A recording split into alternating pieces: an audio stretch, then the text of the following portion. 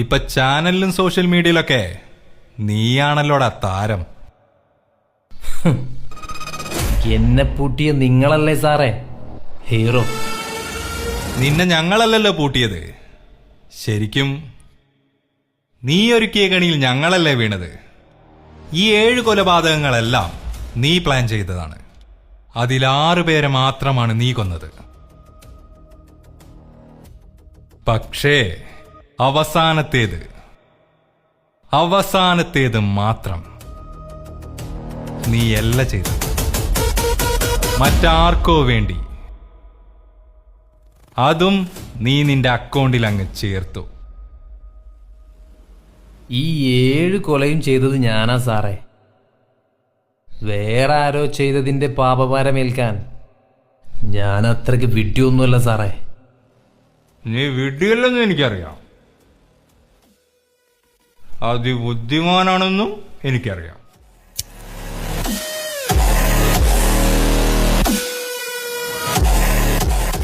ഈ 7 കൊലപാതകങ്ങളെല്ലാം ഒരുപോലെയാണ്. മരണകാരണം നെഞ്ചിലാഴത്തിലുള്ള മുറിവ്. പക്ഷേ അതിലൊന്നിന്റെ മരണകാരണം മാത്രം വ്യത്യസ്തം. അതെങ്ങനെ? നീ ഇല്ലാതാക്കിയ 6 പേരും 30-35 വയസ്സ് പ്രായമുള്ളവരാണ്. അവരെല്ലാം ചെറുത്തു നിൽക്കാൻ കഴിവുള്ളവരായിരുന്നു. എന്നിട്ടും നെഞ്ചിലേറ്റ ആഴത്തിലുള്ള മുറിവായിരുന്നു മരണകാരണം. മറ്റൊന്നും അവരുടെ ദേഹത്തോ അകത്തോ ഇല്ല. പക്ഷേ ഈ 58-കാരനായ ചെറുത്തു നിൽക്കാൻ ശേഷിയില്ലാത്ത പ്രഭാകരനെ കൊല്ലാൻ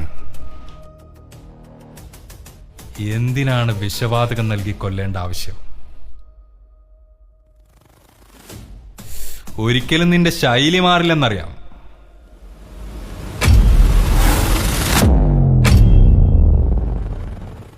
പക്ഷേ ബുദ്ധിമാനായ നിനക്ക് തെറ്റി.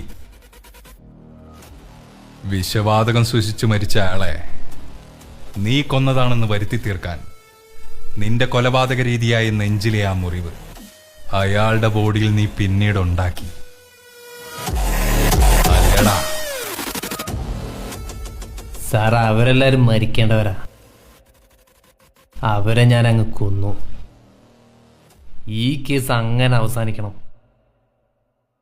എന്നോട് എങ്ങനെ ചോദിച്ചാലും ആ 7 പേരെയും കൊന്നത് ഞാനാ, ഞാൻ മാത്രം.